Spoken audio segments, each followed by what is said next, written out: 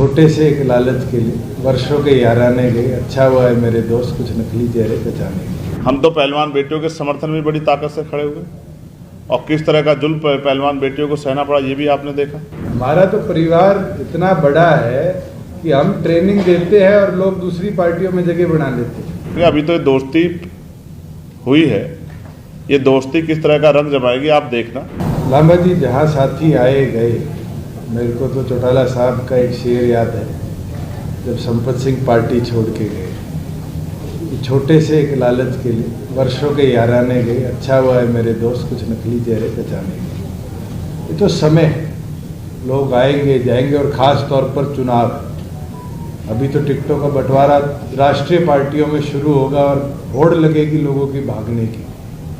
और चुनाव के अंदर तो हमने लोकसभा में देखा है, विजेंद्र सिंह सुबह पटका छोड़कर बीजेपी का और कांग्रेस में गए और उनकी टिकट कट गई और राहुल कसवा को टिकट मिल गई। रवनीत बिट्टू कांग्रेस छोड़कर बीजेपी में गए, उनको टिकट मिली। कौन आएगा जाएगा मुझे नहीं लगता पार्टियों को इससे फर्क। जहाँ अलायंस की बात, हमारा विजन क्लियर है कि किसान कमेरे की हम लड़ाई लड़ेंगे और किसान कमेरे के अंदर चाहे वो हमारे एससी साथी हों, इनका कैसे उत्थान। मैं एक चीज़ आज आपके बीच में ज़रूर कह सकता हूँ, जब मेरी प्राथमिक चौर की चर्चा चंद्रशेखर जी से हुई थी, हमारा एक लक्ष्य था कि हम गरीब को केवल मात्र इस झांसे में नहीं कि तुम्हारा मकान बना देंगे और मकान के अंदर उसको ज़मीन की व्यवस्था नहीं दे पाते। अधिकतम आज गरीब साथी किसी जाति से आते हैं वो मकान नहीं देते। इस पे योजना लेके आएंगे और जो वादा हम करेंगे, ज़्यादा वादे करने की हमारा लक्ष्य भी नहीं, मगर जो वादा करेंगे उस वादे के अंदर दोनों पार्टियां गंभीरता के साथ मैदान में उतरेगी और उसको पूरा करने का लक्ष्य है। सेम कॉम्बिनेशन है नेहरू और बीएसपी का, ऑलरेडी गठबंधन हो चुका है यहाँ। इनका तो पहले 3 बार होकर टूट लिया।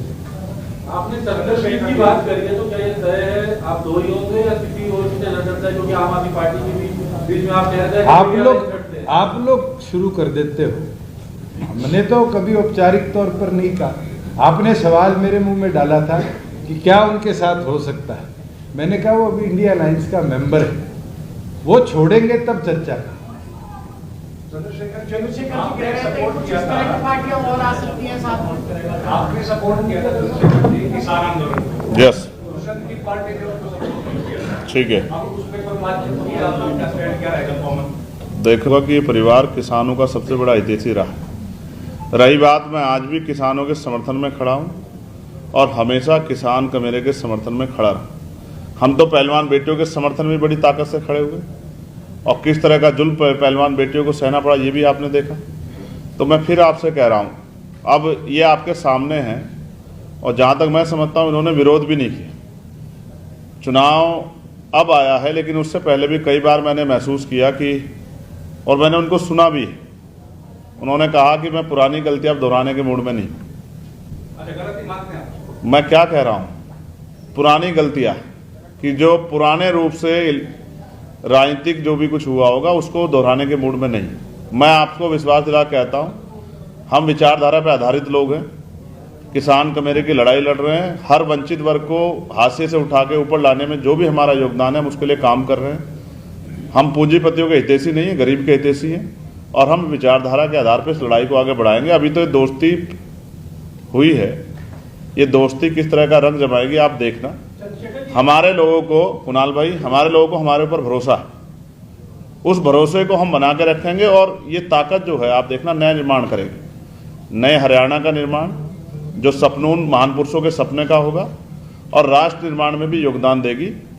और मैं स्पष्ट कर दूं, पुरानी गलतियों से मेरा आग्रह ये है, मैंने उनको सुना भी, स्पष्ट भी कर देंगे कि हम किसी भी कीमत पे वो पार्टी जिसने लंबे समय से नुकसान पहुंचाया किसानों को, उसको किसी भी कीमत पे फायदा नहीं होने देंगे। तो क्या ये तय माना जाए कि आप चौधरी देवीलाल की बात करते हैं तो उनके तो दो लोग उनके परिवार से आते, आप भी आ रहे हैं, आयरनली भी आ रहा है, तो ये तो परिवार में ही बंटवारा भी है ना? नहीं, 4 हैं, कांग्रेस में भी है, बीजेपी में भी है। हमारा तो परिवार इतना बड़ा है कि हम ट्रेनिंग देते हैं और लोग दूसरी पार्टियों में जगह बना लेते हैं। और जहाँ आप ये बात कर रहे हैं कि भी बीजेपी के साथ, मैंने कई बार क्लियर कर दिया। और जो रविंदर जी ने बात कही किसान आंदोलन वाली, एक क्लैरिटी के साथ आज बात आपके बीच में रखी। आपने मेरी कोई स्टेटमेंट नहीं सुनी होगी कि 3 कृषि कानून अच्छे, बल्कि एक चीज उस दौरान भी मैंने कही थी कि किसी दिन भी एमएसपी पर आंच आएगी मैं सरकार छोड़ दूं। और हमने बड़े मजबूती के साथ हरियाणा प्रदेश में 14 फसलों पर एमएसपी की व्यवस्था बनाई कि 2 दिन के अंदर किसान के खाते में पेमेंट पहुंचे, उसकी फसल का नुकसान का मुआवजा 30 दिन में उसके खाते में पहुंचे।